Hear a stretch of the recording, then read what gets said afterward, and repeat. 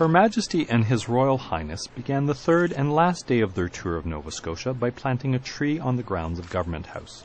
The tree, an English oak, will commemorate their 3-day tour of Nova Scotia.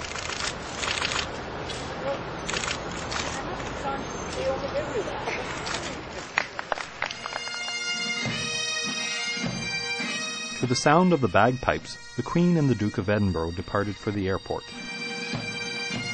During their visit to Nova Scotia, Her Majesty and His Royal Highness renewed old acquaintances and made many new ones. They shared with Canadians a significant commemoration of our Navy, showing once again how the Canadian record of service is a source of pride and inspiration for Canadians. Her Majesty and His Royal Highness began the next leg of the royal tour in Canada's National Capital Region. After arriving in Ottawa,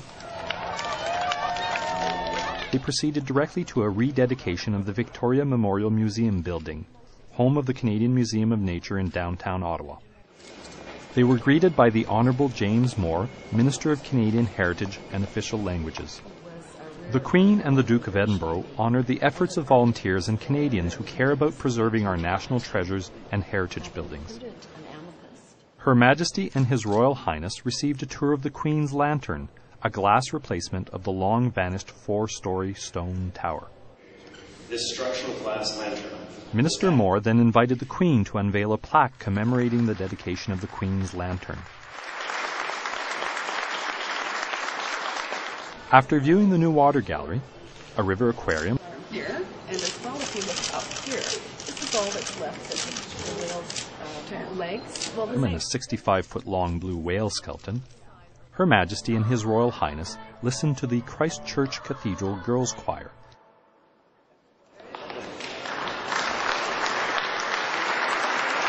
And then signed the museum's guest book.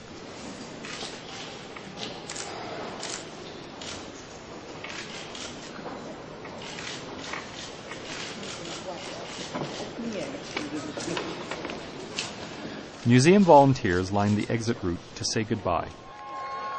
Then, on their way to their car, Her Majesty and His Royal Highness paused to greet the crowds who had gathered outside the museum.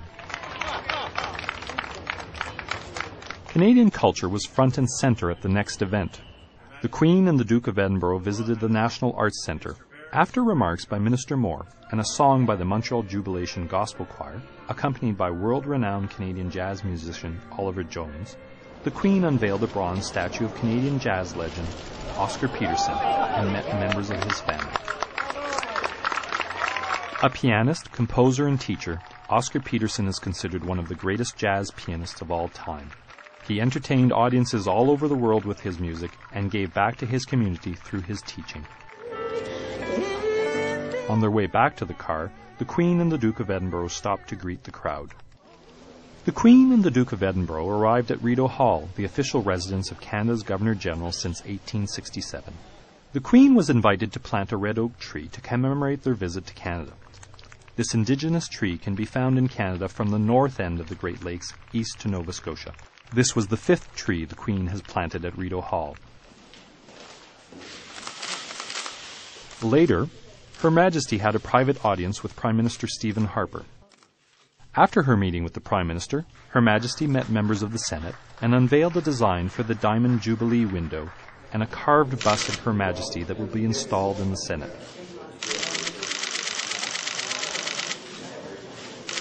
The window and bust, especially designed and executed by Canadian artists, will commemorate the Queen's Diamond Jubilee, the 60th anniversary of her reign, which will be celebrated in 2012, and that of Queen Victoria's, which was celebrated in 1897. This day concluded with a garden party at Rideau Hall.